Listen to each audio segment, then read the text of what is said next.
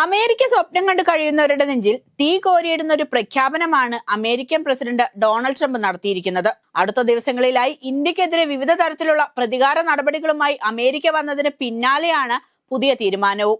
ഇത്തവണ H1B visa നിയമത്തിലെ മാറ്റമാണ് ട്രംപിന്റെ അടുത്ത പ്രഹരം.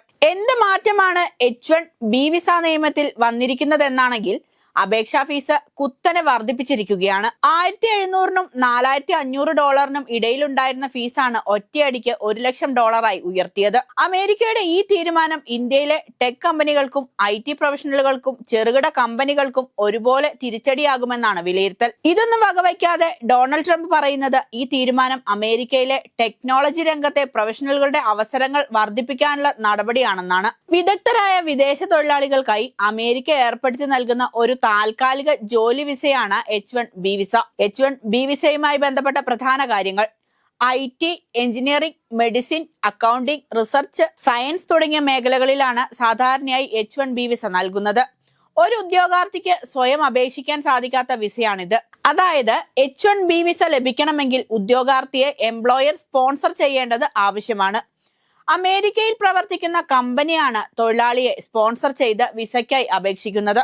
ആദ്യത്തെ അപേക്ഷയിൽ 3 വർഷ കാലാവധിയാണ് വിസ ലഭിക്കുന്നതെങ്കിൽ പിന്നീട് 6 വർഷം വരെ നീട്ടാൻ കഴിയും.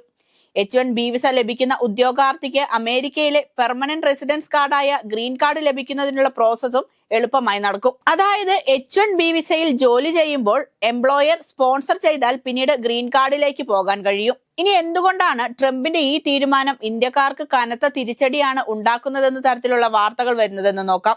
H1B വിസകൾ ഏറ്റവും കൂടുതൽ കിട്ടുന്നത് ഇന്ത്യക്കാർക്കാണ്. അതുകൊണ്ട് തന്നെ ഇതിൽ കനത്ത തിരിച്ചടി ലഭിക്കുന്നതും ഇന്ത്യക്കാർക്ക് തന്നെയാകും. 2022 ഏപ്രിൽ മുതൽ 2023 മാർച്ച് വരെയുള്ള സാമ്പത്തിക വർഷം 7,80,884 അപേക്ഷകളാണ് H1B വിസയ്ക്ക് ലഭിച്ചത്. ഇതിൽ 85,000 വിസകൾ മാത്രമാണ് അനുവദിച്ചു നൽകിയത്. റെഗുലർ ക്യാപ് വിഭാഗത്തിൽ 65,000-വും മാസ്റ്റേഴ്സ് ഡിഗ്രി എക്സ്പെക്ടേഷൻ വിഭാഗത്തിൽ 20,000-വും. ഈ കാലയളവിൽ ആകെ അനുവദിച്ച H1B വിസകളിൽ 73% ഇന്ത്യക്കാരായിരുന്നു. 2024 സാമ്പത്തിക വർഷത്തിൽ H1B വിസയിൽ ഏകദേശം 4 ലക്ഷം അപേക്ഷകളാണ് അംഗീകരിക്കപ്പെട്ടത്. പുതിയ ജോലിക്ക് അപേക്ഷിക്കുന്നവരുടെ എണ്ണം 1,41,207-ഉം കണ്ടിന്യൂയിങ് എംപ്ലോയ്മെന്റ് അല്ലെങ്കിൽ റിന്യൂവേഷൻ എക്സ്റ്റൻഷൻ അപേക്ഷിക്കുന്നവരുടെ എണ്ണം 2,58,196-ഉം. H1B വിസ അപേക്ഷിക്കുന്നവരുടെ എണ്ണത്തിൽ ഏറ്റവും കൂടുതൽ ഇന്ത്യയിൽ നിന്നാണെന്നുമാണ് കണക്കുകൾ വ്യക്തമാക്കുന്നത്. 2ാം സ്ഥാനം ചൈനയ്ക്കാണ്. വിസ ലഭിക്കുന്ന മറ്റ് രാജ്യങ്ങൾ കാനഡ, ദക്ഷിണ കൊറിയ, ഫിലിപ്പൈൻസ്, മെക്സിക്കോ തുടങ്ങിയവയാണ്.